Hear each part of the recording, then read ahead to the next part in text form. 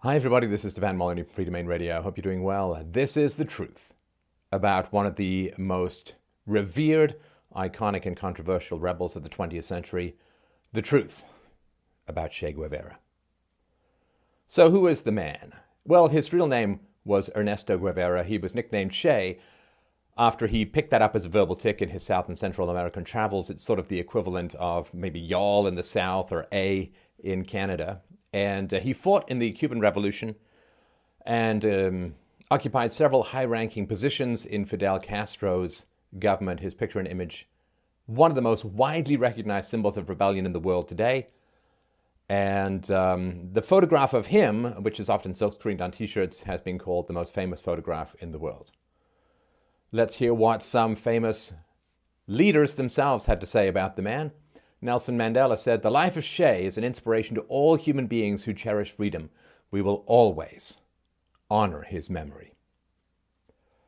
Time magazine wrote, "Wearing a smile of melancholy sweetness that many women find devastating, Che Guevara guides Cuba with icy calculation, vast competence, high intelligence, and a perceptive sense of humor." Rage Against the Machine. "We've considered Che a fifth band member for a long time now for the simple reason that he exemplifies the integrity and revolutionary ideals to which we aspire. He was an amazing example of courage, a guy with humanitarian ideals and the will to act on them." Christopher Hitchens. 1968 actually began in 1967 with the murder of Che. His death meant a lot to me and countless like me at the time. He was a role model. Benicio del Toro, the actor, said, "Che was just one of those guys who walked the walk and talked the talk. There's just something cool about people like that. The more I get to know Che, the more I respect him." And you can find these and similar accolades all over the place. What is the truth about Che Guevara? Well, let's start with his deep background. Che Guevara's father, Ernesto Guevara Lynch, had roots in Spanish and Irish nobility and was the great-grandson of one of the richest men in South America, most of whose fortune was lost by his descendants. Also, actually, quite the case with my own family tree as well. Ernesto's parents were born in America as their families fled an Argentine dictatorship to join the California gold rush, the 19th century. After returning from exile, his parents got married and settled down in Buenos Aires. Ernesto had a secular upbringing and was an atheist, which in the 19th century generally meant incredibly fertile ground for Marxism. As one authority figure was displaced by secular rationalism, another one tended to rush in to fill the vacuum, which was the belief in the virtue of the totalitarian state. His noble origins and the adventurous spirit of his ancestors influenced him greatly, but his father sought to prepare him for a working life. "The only aristocracy I believe in is the aristocracy of talent," which is, I guess, a uniquely aristocratic way of viewing talent versus, say, work. Ernesto went to college to study architecture, but later dropped out to pursue entrepreneurial ventures. And of course, since Che ended up basically being the son of an entrepreneur and himself an entrepreneur, it's a little confusing about some of the Marxism, but we'll get to that. A friend of Ernesto's convinced him he could become rich by growing and selling yerba mate, a plant used for the mate beverage consumed by millions of South Americans. After visiting Misiones, a yerba-growing province with plenty of cheap land, he became enthralled by the prospect of earning a fortune from the green gold. However, he couldn't invest in a plantation because his money was tied to a yacht-building company he had started with a wealthy relative. So here you have landowner and fruit exploiter and worker exploiter combined with yacht-building company. Not the greatest credentials for the father of a Marxist, unless the Marxism is purely reactionary. So Che's mother, Celia de la Serna y Losa, was born into an incredibly wealthy family with roots in Spanish nobility. Tragically, Celia's father committed suicide shortly following her birth after learning he had syphilis. He drowned himself, and there is some speculation that he got syphilis as a result of an affair. Celia's mother killed herself shortly thereafter, leaving baby Celia in the care of her older sister Carmen de la Serna. So a very tragic upbringing for Che's mother, which, as you can see, as the story unfolds, will have devastating consequences. Carmen was a feminist and a member of the Argentine Communist Party who later married a famous communist poet and journalist. So we have a Marxist feminist, which is usually two sides of the same coin, or at least socialist feminist. What kind of son is she going to raise? Through her sister's influence, Celia became a communist and a feminist herself, rejecting religion but retaining an affinity for the spiritual. In other words, all the benefits of religion without having to get up early on Sundays. During the 1920s and 30s, Celia held frequent meetings to discuss the development of the Argentine feminist movement. Ernesto, Shea's father, was 27 years old at the time, and he met Celia soon after she graduated from the all-girls Catholic School of the Sacred Heart in Buenos Aires. They decided to get married, but Celia's family opposed her involvement with Ernesto, seeing through the young entrepreneur's desire to fund his yerba mate fever by tapping into the clan's great fortune. He needed money, he needed capital, he needed to expand his land holdings, and basically he was a himbo gold digger. At least that is what her family thought. Celia was yet to turn 21, and under Argentine law, she needed her family's permission to get married or to receive her inheritance. Ultimately, the lovers forced the consent of Celia's family by staging an elopement. The marriage was approved, but Celia had to sue her family to win her inheritance, only to receive a portion of it. Celia and Ernesto finally got married in a private ceremony on November the 10th, 1927, and immediately fled to Misiones. Ernesto wrote, "Together we decided what to do with our lives. Behind lay the penitences, the prudery, and the tight circle of relatives and friends who wanted to impede our marriage." And just briefly to touch on South and Central America, there was great promise. Argentina in the 1920s had the same per capita income as the United States. There was great promise of economic growth and stability in South and Central America. Tragically, they got heavily infected with the viruses of socialism and particularly Marxism, which has resulted in many of the disasters that have occurred since, along with a fairly brutal US foreign policy. After keeping it a secret for 3 decades, Celia finally revealed that she'd been 3 months pregnant when she married Ernesto. And they had to stage an elopement because a woman, of course, went to a Catholic school and so on. If you conceived a child out of wedlock, it would have brought great shame to her and her family had it become public knowledge. So this accident may explain why, or help explain why, a committed communist and a feminist married an entrepreneur, kind of the bourgeoisie enemy.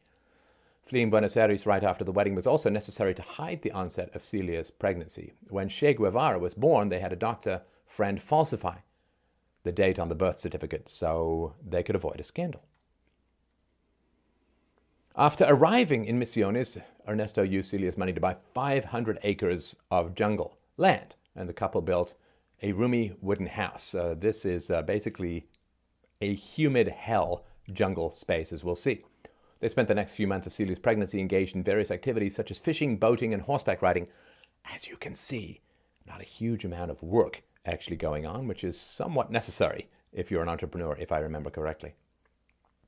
Ernesto, Shea's father, couldn't relax. To him, Misiones was a place full of, quote, ferocious beasts, dangerous work, robbery, and murders, jungle cyclones, interminable rains, and tropical diseases. I guess that means he would have fit nicely in Congress. In the spirit of his grandfather, he viewed the jungle as a gold mine that would restore his family's wealth, and he couldn't wait to start working on it. But as Celia's pregnancy advanced, they decided to return to civilization so she could give birth in a more comfortable and secure place. They ended up in the large city of Rosario, where Ernesto, Che Guevara, was born on May 14, 1928. The date on his birth certificate was falsified to June 14th. The family immediately left for Buenos Aires to show off their son to family and friends, lying to everyone that he was born prematurely.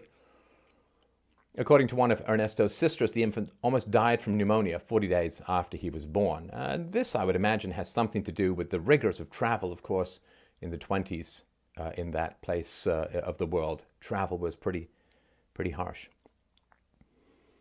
Ernesto Sr. now desired to get the yerba mate plantation off the ground, so the family returned to their Misiones homestead.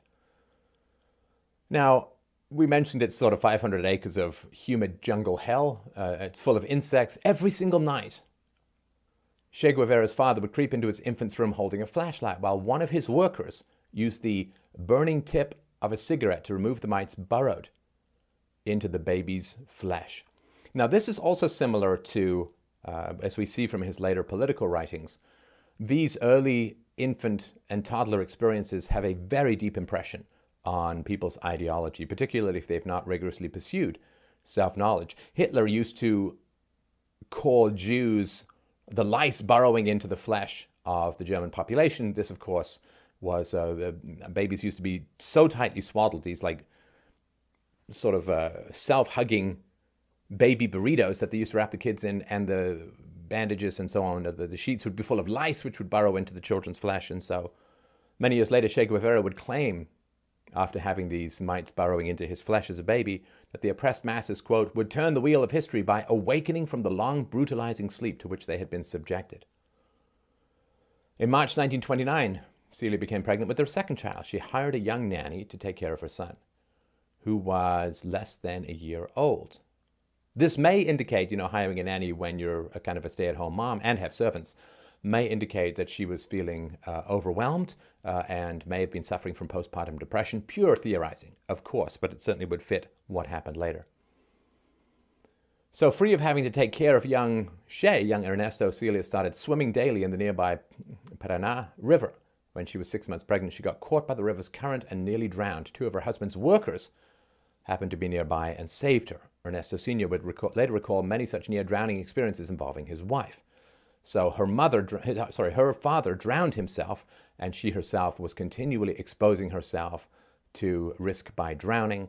That is pretty brutal. And of course, it's well known now, though it really wasn't at the time, that stress hormones, while a baby is in the mother's womb, can cause significant problems in fetal development. So whether this had an effect on both the children or the resulting 4 children is probably quite considerable. By now, there was friction in the relationship between Che's parents. Celia was reckless and aloof, preparing to spend her time in isolation. Ernesto was paranoid and emotionally needy, who needed to have people around him. So you get the usual codependent. She's fleeing. That causes her to pursue him more, which causes her to emotionally flee more, and this creates a pretty toxic cycle. The family moved back to Buenos Aires later the same year and settled down in the city's outskirts. Celia was about to give birth, and Ernesto Sr. needed to take care of a business-related problem. One of the investors had withdrawn from his yacht-building company while he was away. The company was also on the verge of bankruptcy due to the incompetence of Ernesto's second cousin and business partner. So in December 1929, Celia gave birth to the second child, a daughter named after her. Ernesto lost his inheritance soon after the family returned to Buenos Aires. A fire destroyed the shipyard, and they couldn't get any insurance money because his cousin forgot to pay the premium.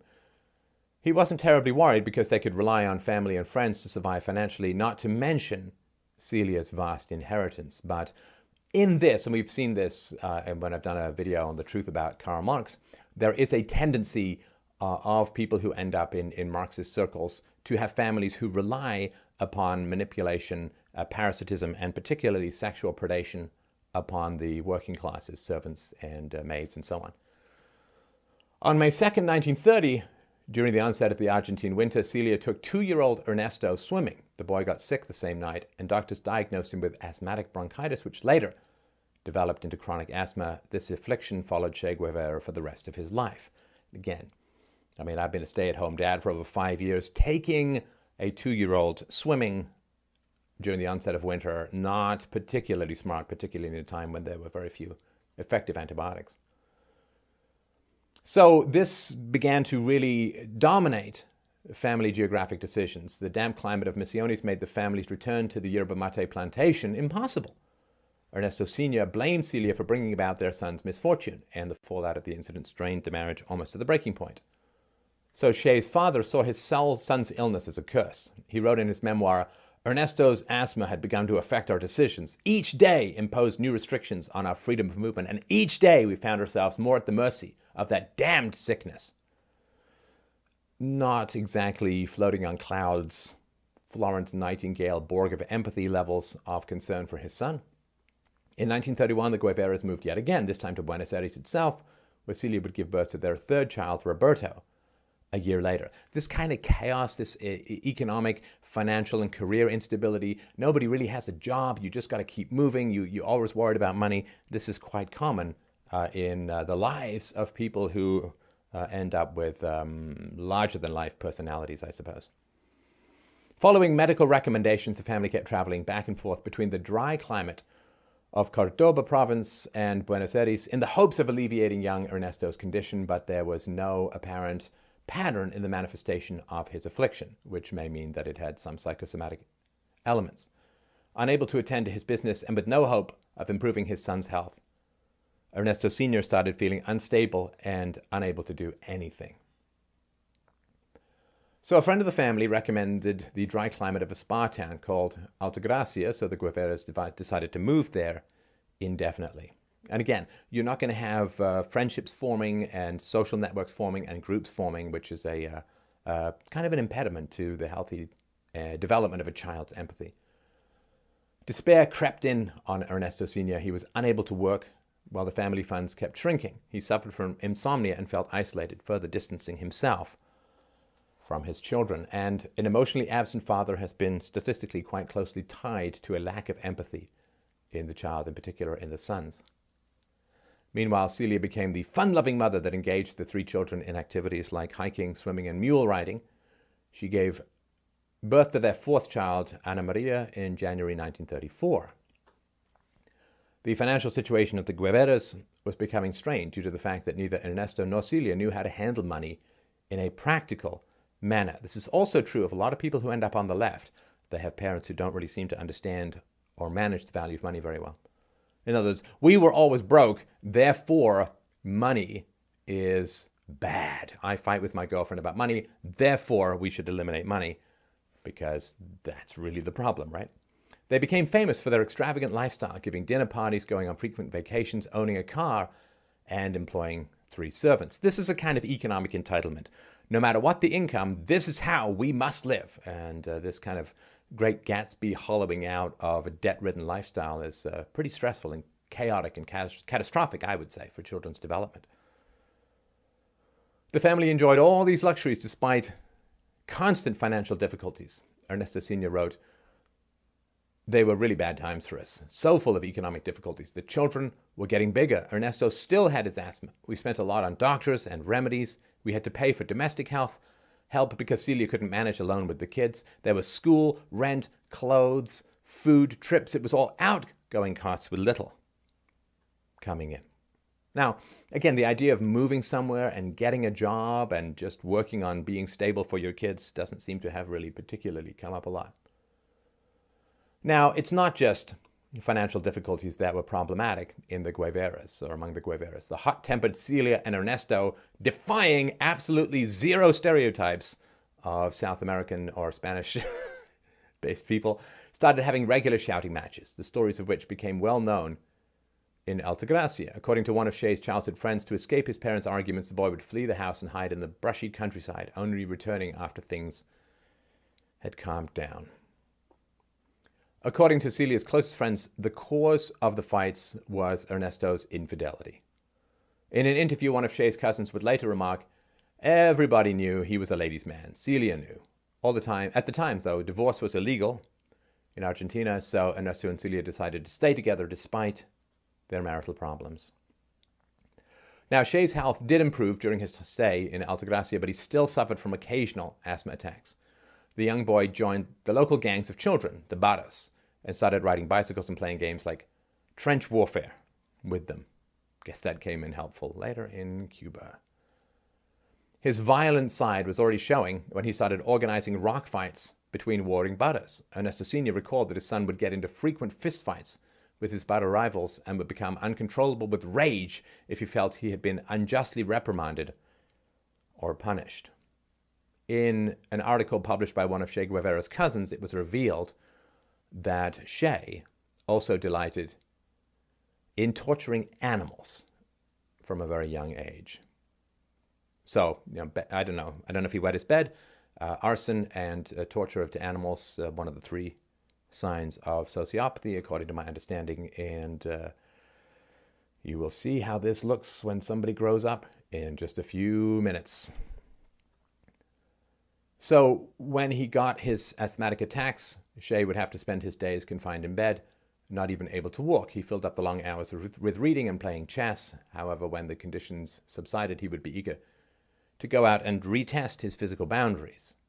And like Robert Louis Stevenson and other people who had a lot of illness confinement as children, his language skills improved considerably as a result of reading and writing and making up your own stories and games and so on. Unlike Ernesto Sr., Celia, his mother, encouraged her son's outdoor activities despite the dangerous consequences. On numerous occasions, the boy was carried home by his friends, hardly able to breathe.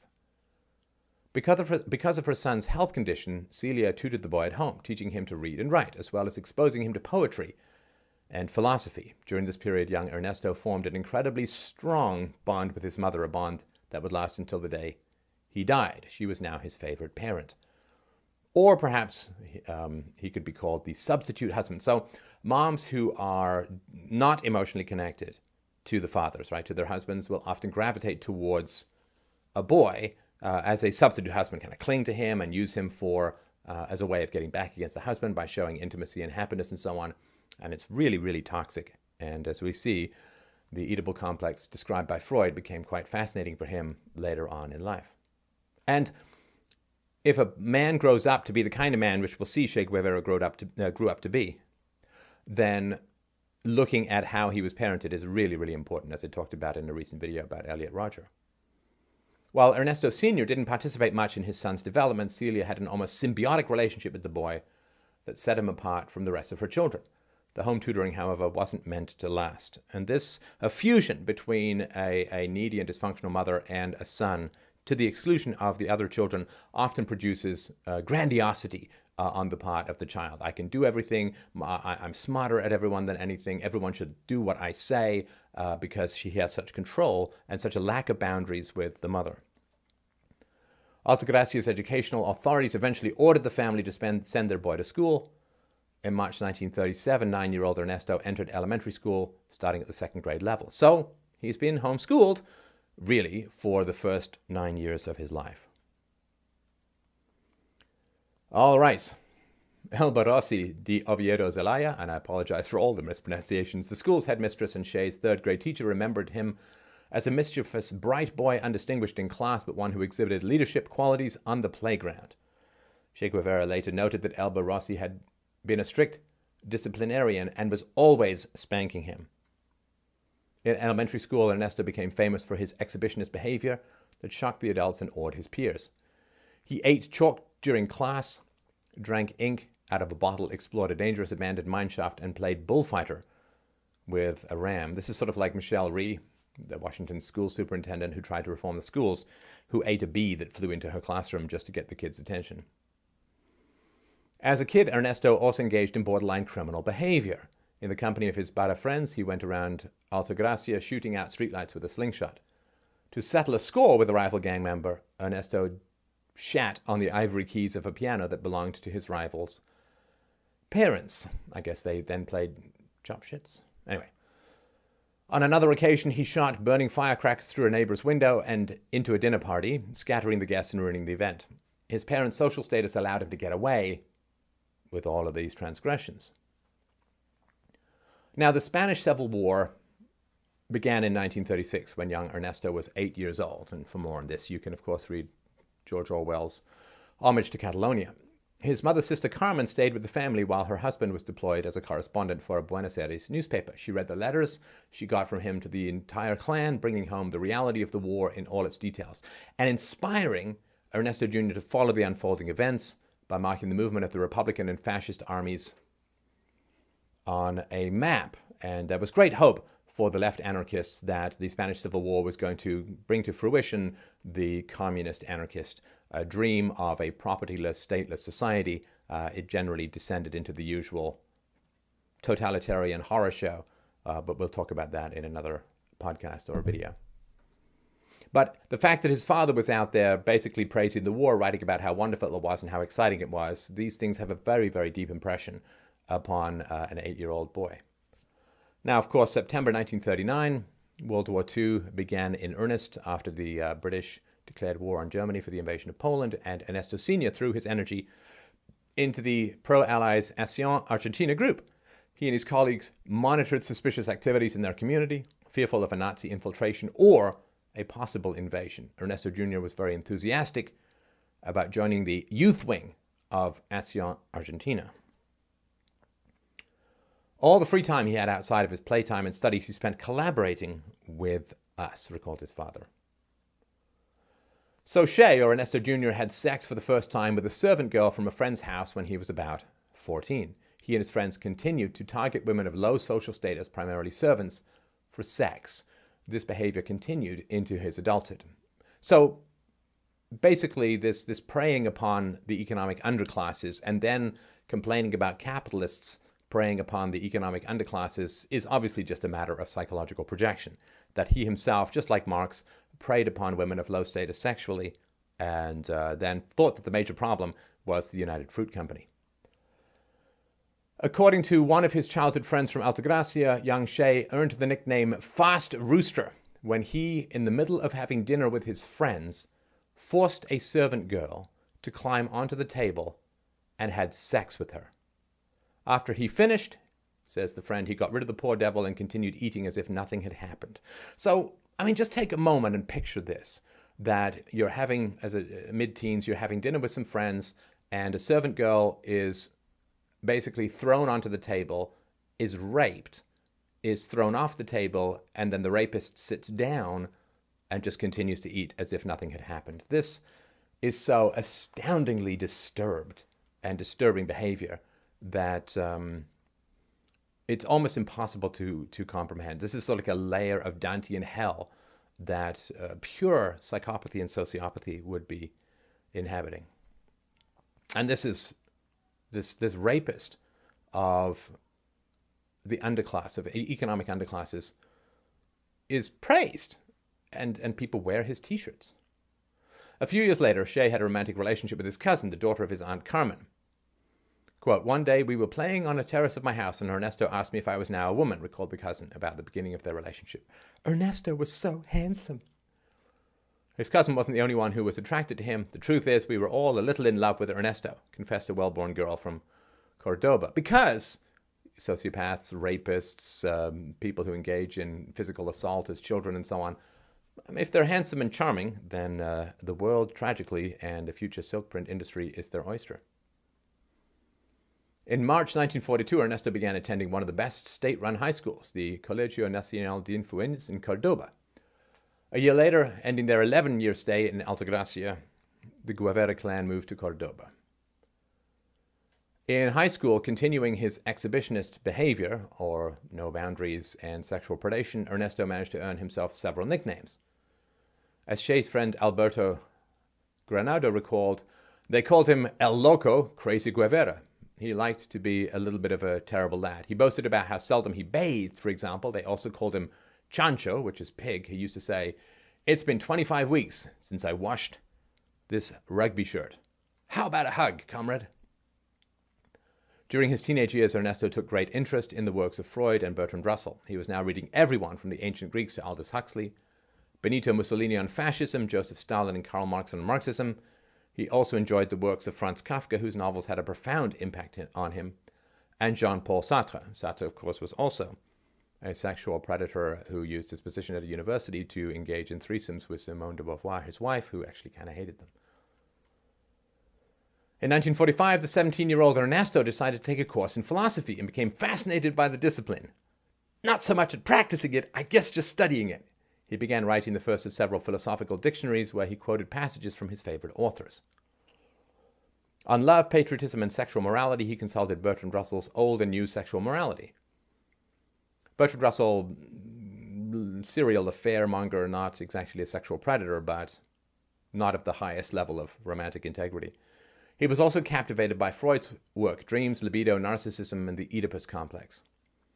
He quoted Nietzsche on death and Jack London on society. He was also interested in Hitler's thoughts on Marxism, which he found in Mein Kampf. The dominant figures of his later diaries were Karl Marx, Friedrich Engels, and Vladimir Lenin. So, pretty much rapist, parasite on the working class, and mass murderer. Can't go badly from here, right? Around the time he became involved with philosophy and psychology, his family and friends were noticing that he became a lot more withdrawn. He no longer sought constant attention, preferring isolation instead. In May 1947, Ernesto's paternal grandmother died after suffering a stroke, leaving her grandson inconsolable. Celia, his younger sister, recalled that she'd never seen Ernesto so grief-stricken. It must have been one of the great sadnesses of his life. His grandmother's death and his desire to cure his asthma influenced his decision to become a physician, and in 1948, he entered the University of Buenos Aires to study medicine. Ernesto's inner turmoil is very apparent in a poem he wrote when he was 19. I know it! I know it! If I get out of here, the river swallows me. It is my destiny. Today, I must die. But no, willpower can overcome everything. These are the obstacles, I admit it. I don't want to come out. If I have to die, it will be in this cave. The bullets. What can the bullets do to me if my destiny is to die by drowning? But I am going to overcome destiny. Destiny can be achieved by willpower. Die, yes, but riddled with bullets, destroyed by the bayonets. If not, no. Drowned, no. A memory more lasting than my name is to fight, to die fighting. Now, his grandfather killed by drowning, he almost died by drowning, and so on. So a lot of these early childhood memories are still resonating in his mind. By the early 1950s, a deep-seated hostility towards the United States had already taken roots in Ernesto's mind. Now, for those who don't know the intricate history of the expansion of Marxism and communism, there was to be a world revolution which was to be provoked by reminding the working classes of how badly they were being exploited by the bourgeoisie and capitalist classes, and the United States was a huge problem for a communist thought. Because according to communist thought, the communist economies, Marxist economies, Soviet economies, should be vastly outstripping, without the profit motive, vastly outstripping the capitalist economies in terms of wealth, growth, freedom, power, and so on. The United States was vastly outstripping the rest of the world economy after the Second World War for a variety of reasons, which was a huge problem for Marxist theory. So the fact that Marxists have a hostility towards the United States is as much ideological as it is out of some pretty legitimate criticisms of U.S. foreign policy. So Dolores Iona Martin, a childhood friend of Shay's, said, in his eyes, the twin evils in Latin America were the native oligarchies and the United States. He would disconcert both nationalists and communists by being anti-American without subscribing to either of their points of view. I was never able to convince him that the United States foreign policy was more often than not the bumbling creature of ignorance and error rather than the well-designed strategy of a sinister cabal. He was convinced of the dark princes of evil who directed every U.S. move abroad. The old thing, never ascribe to malignancy that which can be more accurately explained by incompetence. On January 4th, 1952, Ernesto set out on a motorcycle journey across South America that he documented in his famous Motorcycle Diaries. You may have seen the 2006 movie. He often boasted about his noble ancestry. In his diary, Ernesto wrote, "The blacks, those magnificent examples of the African race who have maintained their racial purity thanks to their lack of an affinity with bathing, have seen their territory invaded by a new kind of slave, the Portuguese. And the two ancient races have now begun a hard life together, fraught with bickering and squabbles. Discrimination and poverty unite them in a daily fight for survival, but their different ways of approaching life separate them completely. The black is indolent and a dreamer, spending his meager wage on frivolity or drink. The European has a tradition of work and saving, which has pursued him as far as this corner of America and drives him to advance himself, even independently of his own individual aspirations." So, kind of a racist as well. In the margin of his diary, Ernesto scribbled the following: "I knew that when the great guiding spirit cleaves humanity into two antagonistic halves, I would be with the people. I know this. I see it printed in the night sky that I, eclectic dissembler of doctrine and psychoanalyst of dogma, howling like one possessed, will assault the barricades or the trenches, will take my blood-stained weapon and, consumed with fury, slaughter any enemy who falls into my hands. So it's a good thing he didn't release this on YouTube prior to going down to Isla Vista with guns and knives. And I see, as if a great exhaustion smothers this fresh exaltation, I see myself immolated in the genuine revolution, the great equalizer of individual will, proclaiming the ultimate mea culpa, or confession. I feel my nostrils dilate, savoring the acrid smell of gunpowder and blood, the enemy's death. I steel my body, ready to do battle, and prepare myself to be a sacred space within which the bestial howl of the triumphant proletariat can resound with new energy and new hope. Well, he was to get his wish for all the power his shredded heart could desire. In June 1953, upon returning from his South American journeys, Ernesto completed his studies, and obtained a medical degree. Now, of course, where did he get the money for this rambling around, this motorcycle journey? Well, from others, not from his own work. So, again, preying upon the working classes in one form or another is a consistent theme in young Marxists. Ernesto went on another trip immediately after graduating. His family kept funding these adventures as he was constantly unemployed. In December 1953, he stopped in Guatemala. There he was introduced to his first wife, Hilda Gadea Acosta, a wealthy Peruvian economist and communist leader who had ties with high-ranking officials in the government of Jacobo Arbenz Guzman. Ernesto fled the company with Gaida in June 1954 after Arbenz was overthrown in a coup d'etat. In his mind, the U.S. had toppled the last Latin American revolutionary democracy. Gadea later wrote, "It was Guatemala which finally convinced him of the necessity for armed struggle and for taking the initiative against imperialism. By the time he left, he was sure of this." Although it could also be that his narcissism, his grandiosity, his capacity for violence saw the overthrow of a government and thought he would like to do that himself, to have the power that he saw other people taking. Guevara arrived in Mexico City in early September 1954 and started working in the allergy section of a hospital. In June 1955, through his Cuban contacts, Ernesto met Raul Castro, who subsequently introduced him to his older brother, Fidel Castro, a revolutionary plotting to overthrow the Cuban government of Fulgencio Batista, also because he could not grow quite the beard he needed to be the bass player in ZZ Top.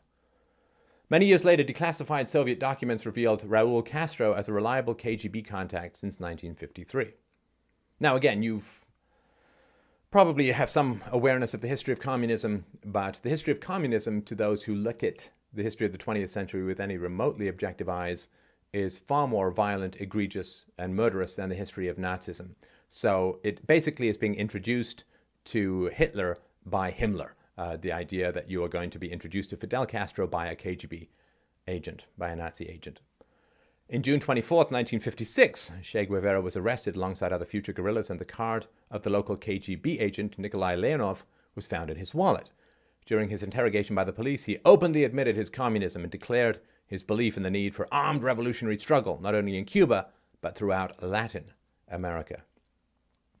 After learning she was pregnant with his daughter, Che Guevara finally married Gadea in September 1955. On November 25th, 1956, Guevara, Castro, and the guerrillas set sail for Cuba to overthrow Batista's government, announcing themselves as pro-democracy and anti-communist freedom fighters. Great idea! They're communists, but they're going to announce themselves as pro-democracy and anti-communism, and you will see how long that lasted after they were able to seize power.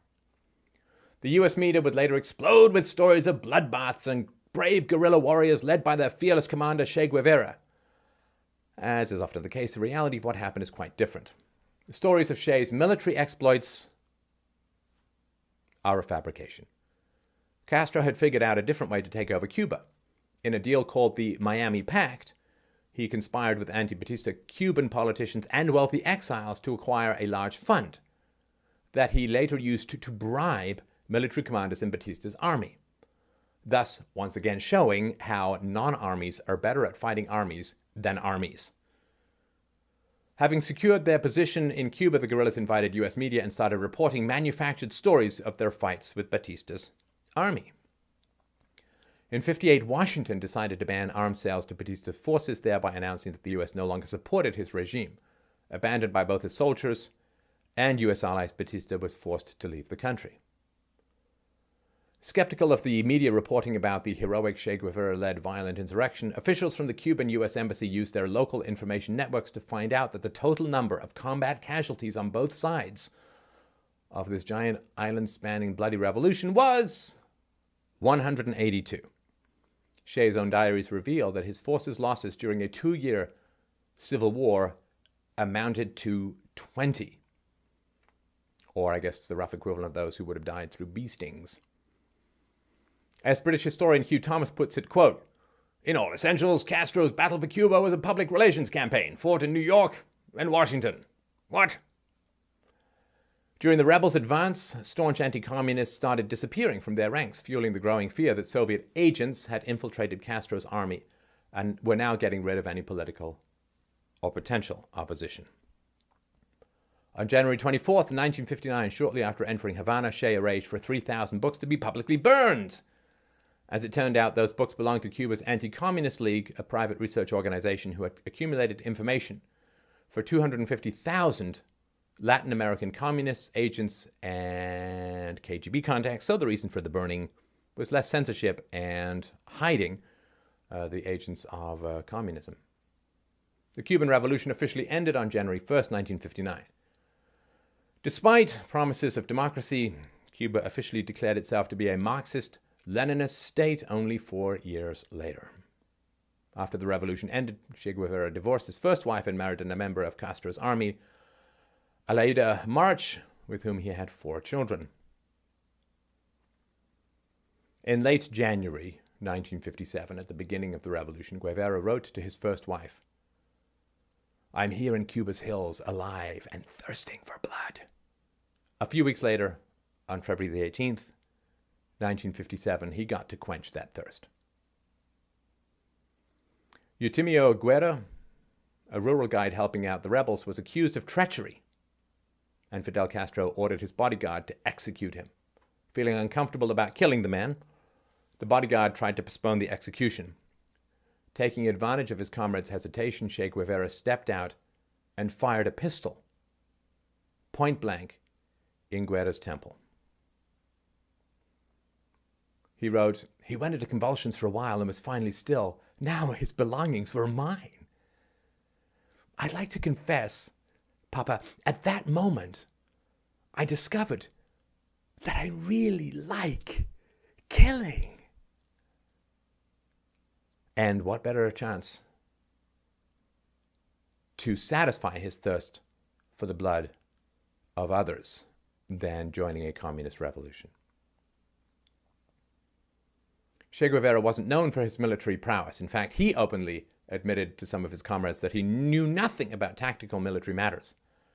However, Castro recognized Guevara's bloodlust as a valuable asset, and so the Argentine physician quickly rose in ranks to become the regime's chief executioner. The Himmler to Castro's Hitler. While few died in combat, countless corpses trailed after the rebels' victories. Che Guevara kept executing captured soldiers and anyone suspected of supporting Batista. "Damn, but Che has drowned this city in blood," recalled his comrade Camilo Cienfuegos about the city of Santa Clara, which the rebels captured on January 1st, 1959. "Seems that on every street corner there's the body of an execution victim." This is basically a Marxist-Leninist combine harvester decapitating the unjustly conscripted victims of the Batista regime. I mean, these men were forced to fight, and he's executing them for treachery. Make up whatever you want. He just loved to kill. I mean, he was a wonderful serial mass murderer. In 1959, Guevara sought the help of Francisco Sueta de Miguel, a Soviet GRU, main intelligence directorate officer, in establishing Cuba's secret police and training his firing squads. In their book, Brothers in Arms, The Kennedys, the Castros, and the Politics of Murder, Gus Russo and Stephen Malton write, Cuitat insisted that all executioners use live ammunition. There would be no shooting of blanks by morally queasy gunners. He called it El Compromiso Sangriento, or the Blood Covenant. It rendered everyone complicit in the killing, thus assuring their loyalty through the bonds of guilt and promising remission through the grace of the Castros and Che. So, if you don't know, some firing squads, they put blanks in a few of the people's weapons so that nobody really knows if they actually shot someone or not. They did not do this in Cuba. All Cuban military cadets were subsequently forced to enter into El Compromiso Sangriento as a prerequisite for graduation. So you had to murder someone in cold blood, almost certainly an innocent person, in order to graduate. This also makes people fanatically defensive of the regime, because if another regime comes into power, you would be tried for war crimes for executing people who had not gone through any proper trial. So it makes you basically fight to the death for your existing regime to be bound into murdering others, because you will probably be shot as a war criminal by any other regime that takes over, so you might as well fight to the death. Che Guevara's secret police would go on to commit countless atrocities, often wiping out entire families. Ibrahim Quintana, a Havana mortician who escaped to Cuba in 1962, recalls, quote, "The murder victim was always taken to a government first aid station. The reason for using the government aid station as an intermediary is so the government official there can make out a death certificate claiming the dead person was killed by means other than shooting. The government always orders the mortuary not to permit the family to see the body. In 80% of the cases where the body came in with a death certificate saying it had died of something other than shooting, we found one or more gunshot wounds in that body. Due to these falsified death certificates, the number of people killed by Che Guevara's secret police is unknown." From January 2nd until June 12, 1959, Che Guevara stayed in La Cabaña fortress, which he converted into a prison and used as a torture and execution ground. Many of the executed prisoners were children. There are numerous accounts of the brutality with which Che Guevara ran his prison.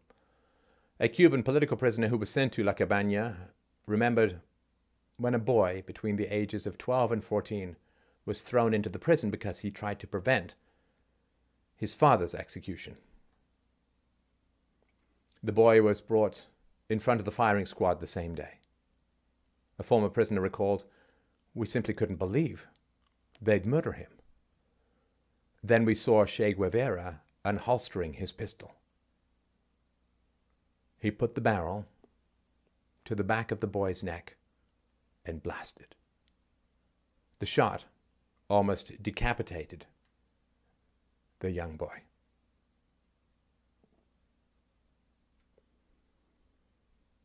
A Cuban dissident who was in prison for 28 years said, "There was something seriously wrong with Guevara. Castro killed an ordered killing, for sure he killed, but he killed, it seemed to us, motivated by his power lust. To maintain his hold on power, to eliminate rivals and enemies, along with potential rivals and potential enemies. For Castro, it was a utilitarian slaughter, that's all. Guevara, on the other hand, seemed to relish it. He appeared to revel in the bloodletting for its own sake. You could somehow see it in his face as he watched the men dragged out of their cells. Child rapist, sexual sadist, adult mass murderer, raised by a feminist. A priest tasked with performing confessions and last rites claimed Che Guevara personally ordered 700 executions by firing squad in the 6 months he spent in La Cabaña. Felix Rodriguez, the Cuban-American CIA agent who assisted in tracking down Che Guevara in Bolivia and was the last person to question him, claims that Che, during his final talk, admitted to a couple thousand executions in which he shrugged off as imperialist spies and CIA agents. The Black Book of Communism, a joint effort by French scholars who documented the human cost of communism in the 20th century. puts the number of people executed by Che's firing squads in the first year after the revolution at 14,000, which is the equivalent of over 3 million executions in the United States based on population figures. This is the man loved by Nelson Mandela, admired by Christopher Hitchens. Remember, Christopher Hitchens had huge problems with Mother Teresa, but licks the eyeball-dripping, blood-soaked boots of this mass murderer. 3 million Americans slaughtered by a mass murderer. And can you imagine people wearing the t-shirts of this monster? In 1960, Che Guevara opened a forced labor camp in the Guanahasabibes Peninsula, similar to the Siberian gulags of Stalin, only scorching hot. In Guevara's own words, "We only sent to this camp those doubtful cases where we are not sure people should go to jail, people who have committed crimes against revolutionary morals to a lesser or greater degree," because remember, morals are so important to mass murderers. "It is hard labor, not brute labor. Rather, the working conditions there are hard." By doubtful cases, he means homosexuals and anyone who rejected the regime's ideology. In an article for the Independent Institute, Alvaro Vargas Llosa writes, "This camp was the precursor to the eventual systematic confinement starting in 1965 in the province of Camagüey of dissidents, homosexuals, AIDS victims, Catholics, Jehovah's Witnesses, Afro-Cuban priests, herded onto buses and trucks. The unfit would be transported at gunpoint into concentration camps organized on the Guanahasabibes mold. Some would never return. Others would be raped, beaten, or mutilated, and most would be traumatized for life, as Nestor Almendros's wrenching documentary Improper Conduct showed the world a couple of decades ago. The man ordered the mass murder of homosexuals. Can I get a hell no? 1957, it was reported that Cuba had a large middle class. And, quote, "The average wage for an 8-hour day in Cuba in 1957 is higher than for workers in Belgium, Denmark, France, and Germany." The report went on to say, Cuban labor receives 66.6% of gross national income. In the US, the figure is 68%. In Switzerland, 64%. 44% of Cubans were covered by social legislation, a higher percentage than in the US at the time. You have a country here, basically a first world country, a country with a great future, where the supposed oppressed working classes are getting more of the gross national product than in Switzerland, and almost as much as in the United States. A Che biographer writes, "In 1958, Cubans owned more televisions per capita than any other Latin Americans, and more than any other continental Europeans. And Cubans owned more cars per capita than the Japanese and half of the countries of Europe." In short, Cuban workers had purchasing power. In 1958, Cuba had the hemisphere's lowest inflation rate, 1.4%. The US rate that year was 2.73%. The Cuban peso was historically equal to the US dollar, completely interchangeable, 1-to-1. So you have an economy that is on parallel, almost, and in some ways exceeding the strongest economy in the world at the time. In 1959, Castro appointed Che Guevara as Minister of Industries because he was a doctor who liked murdering children, effectively allowing him to take control over the Cuban economy. The results were so catastrophic that even massive Soviet subsidies weren't enough to keep the country afloat. As the Austrian economist Ludwig von Mises has pointed out, without price, you really can't figure out where goods and labor and services should be directed in the economy. You know, price is a signal, right? When a price gets bid up, it means there's a higher demand. That's where stuff should go. Without price, you can't possibly push an economy. Economy has to be a pull economy based on price. You can't push stuff out, which is why central planning always fails, and fails disastrously, murderously, and for generations to come. Fontova writes, quote, "By late 1964, the Minister of Industries had so badly crippled Cuba's economy and infrastructure, had so impoverished and traumatized its workforce that the Russians themselves were at their wits' end. They were subsidizing the mess, and it was getting expensive, much too expensive for the paltry geopolitical return. So basically, when the Soviets are complaining that your economy is inefficient, well, I don't really know what to say other than, it's like Charles Manson saying, "Bad, you bad." René Dumont, a French socialist economist, tried to counsel Castro as the Cuban economy was spiraling out of control. The Cuban Revolution has gone further in its first 3 years than the Chinese in its first 10, he said, regarding the economic havoc. But no luck. No listening. Again, the grandiosity, the bloodlust, the control freak sociopathy of Che Guevara and Castro was above and beyond moral, economic, or basic empathetic reality. In 1964, the Russians gave an ultimatum to Castro. Che Guevara has to go. The Soviets simply refused to bankroll Che's harebrained fantasies any longer, writes Fontova. In December 1964, Guevara tried to retaliate by giving his famous anti-Soviet speech in Algeria, but he was quickly brought back under control after he returned to Havana. Castro's intimidation was enough to scare his executioner into submission. In other words, Castro probably said, "If you keep acting against me, I'm not going to give you children to shoot." "Okay, what do you need?"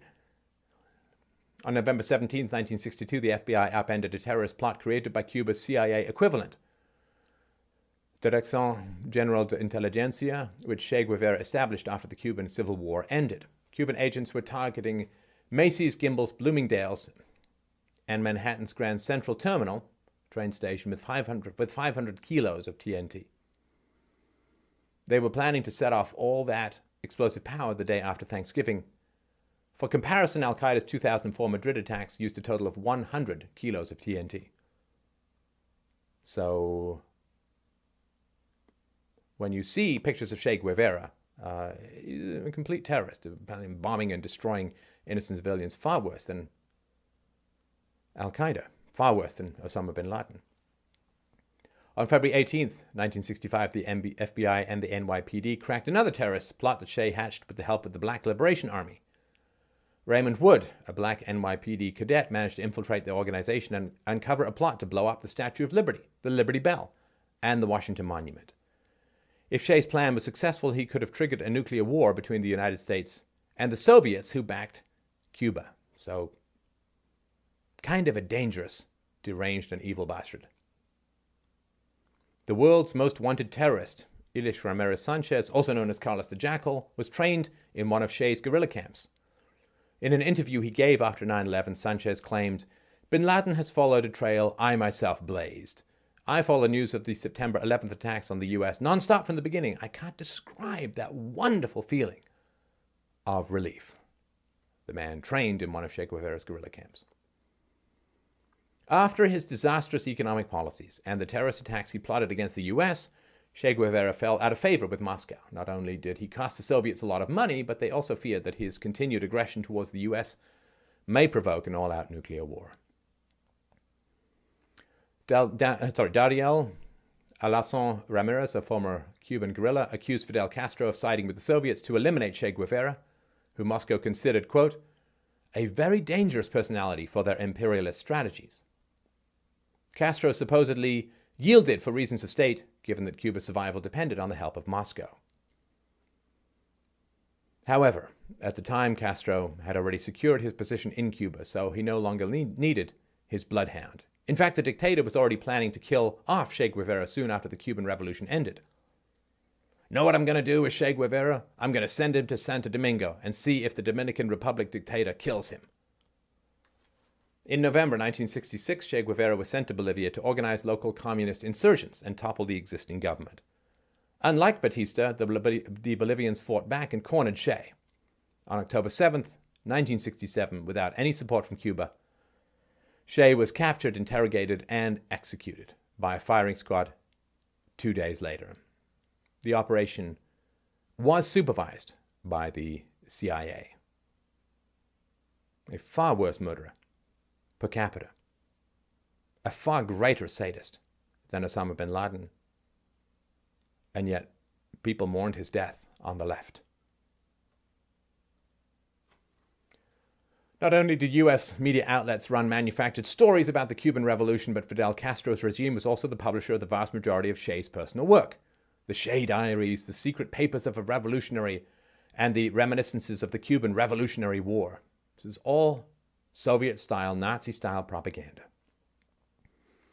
During the Cuban Revolution, Carlos Lazo, a Cuban Air Force lieutenant serving under Batista, managed to acquire Che Guevara's notebooks and diaries after scattering Che and his guerrillas. The documents found by Lazo vastly differed from what Castro's regime published, as you can imagine. While historians rely on Lazo's documents, most of Che Guevara's biographers stick to the information provided by the Cuban government. In fact, John Lee Anderson, the author of what is considered the Bible on Che's life, wrote his book under the supervision of Castro's regime and often used Cuban agents as sources of information. The thousands of Cuban exiles in the US were ignored by both media and biographers. It's like going to Goebbels for the history of World War II. Fidel Castro, a well-known master of propaganda, used Che Guevara's manufactured story as an advertising campaign for his regime. The millions of people wearing Che's face on their t-shirts, hanging posters of him on their walls, and considering him a hero are a testament to Castro's success.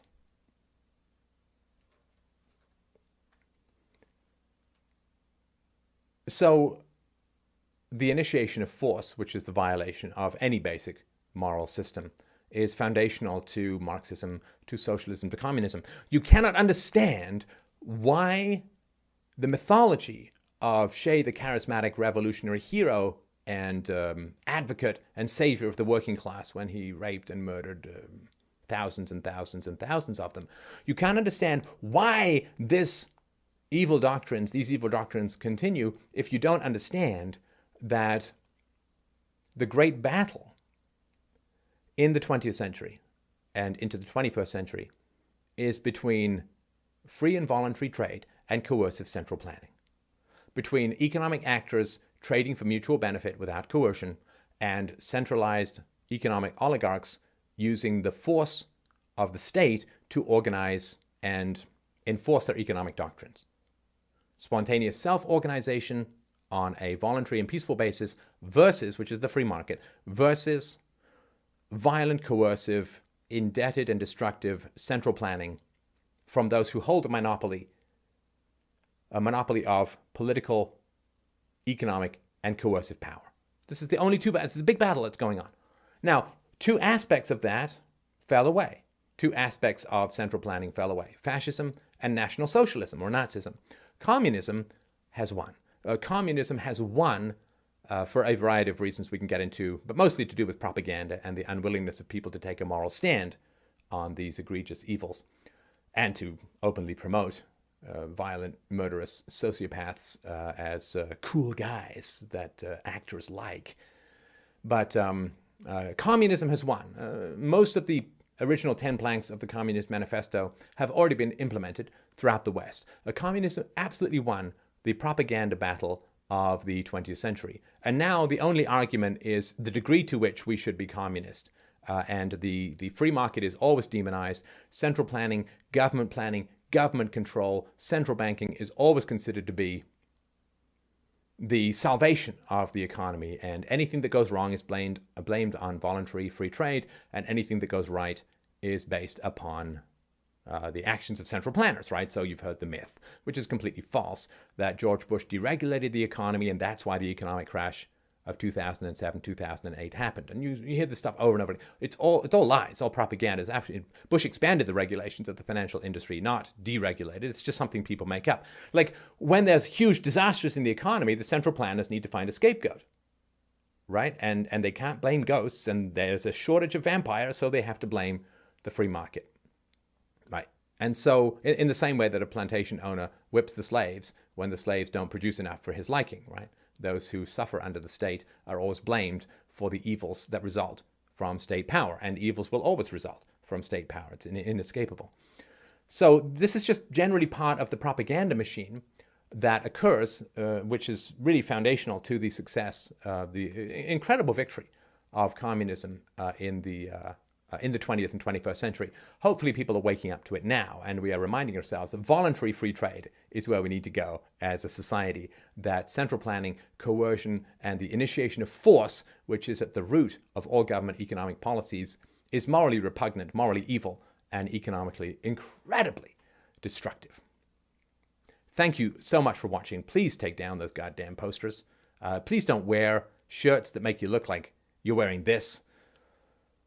And recognize that being the poster child for evil is something we should recognize. And the only red that makes any sense on a Che Guevara t-shirt or poster is the blood. The endless blood, the bottomless pit of blood of his innocent victims.